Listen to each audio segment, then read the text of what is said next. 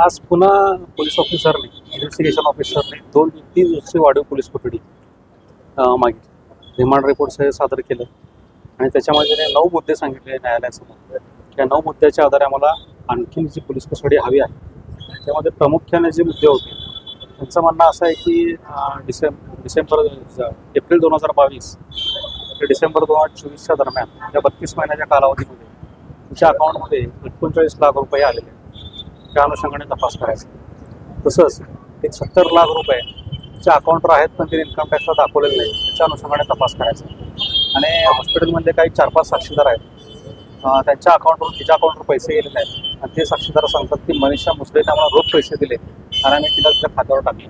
त्या अनुषंगाने तपास करायचा. आणि तसेच अजून एक नवीन मुद्दा आणला त्याने आज की मनीषा मुसळे हिने डॉक्टर साहेबांना तुमची इज्जत घालवते अशी दमदाटी केली आणि पुन्हा बदनामी करते आणि त्या अनुषंगाने डॉक्टर साहेबांनी आत्महत्या केली. या सर्वावर आम्ही विरोध केला. मुळात प्रश्न असा आहे की केस जी आहे ती आत्महत्येची आहे, ती आर्थिक अपहाराची केस नाही. आमचे सगळे जर विषय बघितले तर आर्थिक अपहाराचे होते. डॉक्टर साहेबांनी आर्थिक अपहारामुळे आत्महत्या केली नाही अशी FIR आहे, नाही फिर्यादीचं म्हणणं आहे, नाही तो 17 तारखेचा जो मेल आहे त्या मेलमध्ये कुठेही असं नमूद नाही की आर्थिक अपहाराचा विषय किंवा डॉक्टर साहेबांनी जी सुसाईड नोट लिहिली त्याच्यामध्ये कुठं डॉक्टर साहेबांनी म्हणलेलं नाही की मनीषा मुसळेने आर्थिक अपहार केला त्यामुळे मला त्रास होतो. त्यामुळे या सगळ्या ज्या आर्थिक अपहाराच्या गोष्टी नव्याने ज्या आल्या त्याचा आणि आत्महत्येचा संबंध येत नाही हे आम्ही न्यायालयाच्या निदर्शनास आणून दिलं.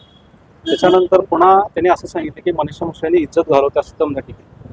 परंतु FIR बघितली किंवा 17/4/2024चा जो मेल बघितला त्याच्यामध्ये कुठेही हे वाक्य नाही आहे की मी तुमची इज्जत घालवतो.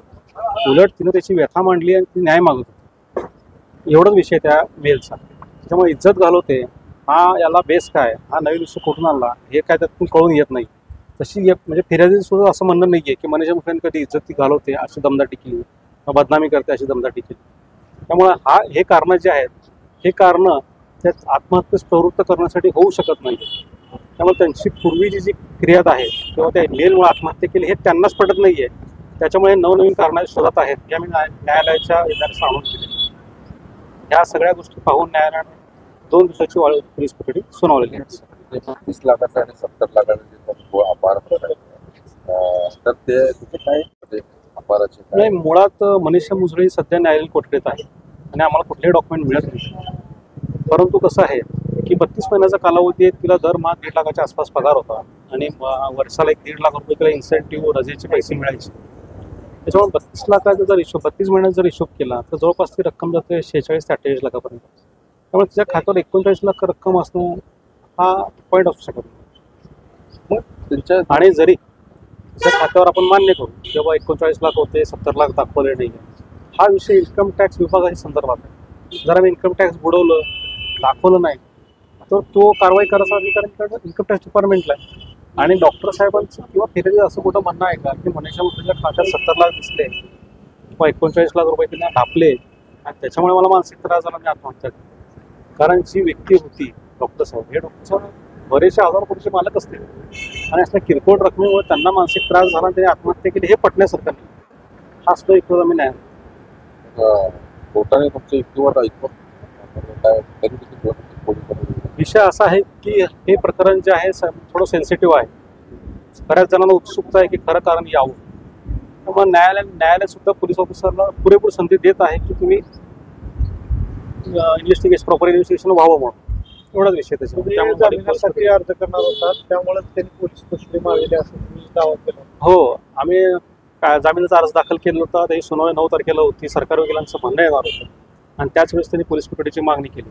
त्यामुळे त्यांचा पोलीस कोठडीचा मागणीचा उद्देश हा जामीन अर्जाला विरोध व्हावा हा दिसून होता असा आम्ही युक्तिवाद केला. त्यांची जी अंतर्गत गृहकळाची जी चर्चा होती समाज माध्यमांची चर्चा याचं कुठेतरी म्हणजे आजपर्यंत आलं नाही समोर हा विषय. रिमांड रिपोर्ट जे काय रिमांड झालेत आजपर्यंत किंवा जे काय रिपोर्ट कोर्टात आले त्याच्यामध्ये कुठेही गृहकळाचा विषय अजून तरी आलेला नाही किंवा त्या अनुषंगाने कुठला तपास झाला असे नमूद नाही. तुम्ही निदर्शनास आणून दिलं नाही कोर्टाला?